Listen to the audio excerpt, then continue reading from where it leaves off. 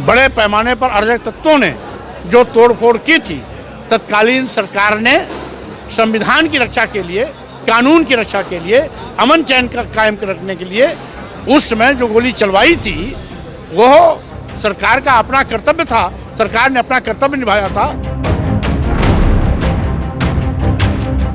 स्वामी प्रसाद मौर्य, अगर स्वामी प्रसाद मौर्य को विवादों का स्वामी कहा जाए तो ये कहना कितना उचित होगा, ये आपको इस वीडियो को देखकर समझ आ जाएगा।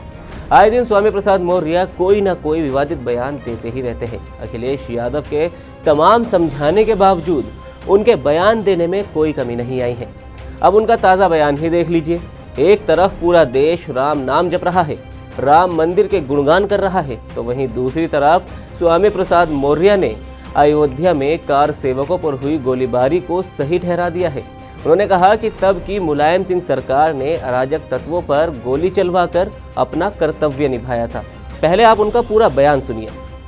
जिसमें अयोध्या में राम मंदिर पर घटना घटी थी, वहाँ पर बिना किसी न्यायपालिका के निर्देश के, बिना किसी प्रशासनिक आदेश के बड़े पैमाने पर अराजक तत्वों ने जो तोड़फोड़ की थी, तत्कालीन सरकार ने संविधान की रक्षा के लिए, कानून की रक्षा के लिए, अमन चैन का कायम रखने के लिए उस समय जो गोली चलवाई थी, वह सरकार का अपना कर्तव्य था। सरकार ने अपना कर्तव्य निभाया था।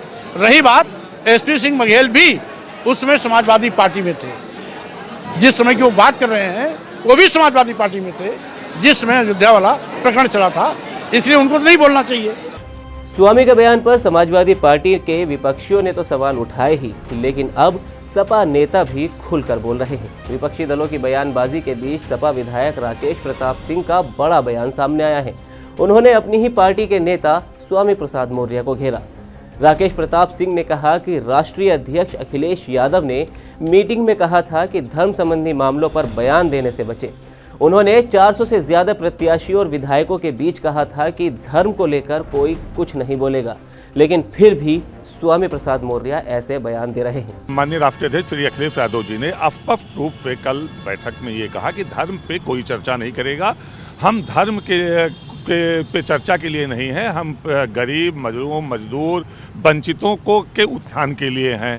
उसके बाद भी अगर कोई इस तरह का बयान लगातार दे रहा है तो मैं ज़रूर ये कहूँगा कि समाजवादी पार्टी में बहुत से ऐसे नेता कार्यकर्ता हैं जो समाजवादी पार्टी के में उनका आस्था और विश्वास है और राष्ट्रीय अध्यक्ष जी को अपने प्रेरणा स्वरूप के रूप में मानते हैं, लेकिन वो भगवान राम को अपना आराध्य मानते हैं, हिंदू धर्म को मानते हैं, सनातन धर्म को मानते हैं। तो अगर इस तरह का कोई बयान आता है तो उनकी भावनाएं आहत होती हैं। और मैं निश्चित तौर पर राष्ट्रीय अध्यक्ष जी से मांग करता हूं कि अगर लगातार कोई व्यक्ति मना करने पर भी लगातार धर्म पे चर्चा कर रहा है और जो ना तो सनातन को मानता है ना अपने को हिंदू मानता है, तो उस पर कड़ी से कड़ी कार्रवाई करने की जरूरत है। राकेश प्रताप सिंह का कहना है कि स्वामी पर पार्टी को एक्शन लेना चाहिए। उनके बयानों से पार्टी को नुकसान हो सकता है। देखा जाए तो अब पार्टी में एक बड़ा खेमा स्वामी प्रसाद मौर्य के खिलाफ खुलकर आवाज़ उठा रहा है। लेकिन परेशानी तो ये है कि स्वामी तमाम नसीहतों के बावजूद भी इस तरह के बयान देने से ज़रा भी परहेज नहीं कर रहे।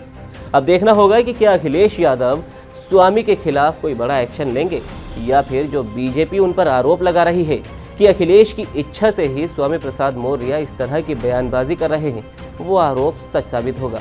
खैर, ये तो वक्त ही बताएगा, लेकिन स्वामी प्रसाद मौर्य के बयान पर आपकी क्या राय है, आप हमें कमेंट सेक्शन में ज़रूर बताएं। वीडियो अच्छा लगा हो तो लाइक करें और इसी तरह की तमाम छोटी बड़ी अपडेट्स देखने के लिए आप देखते रहिए TV9 डिजिटल।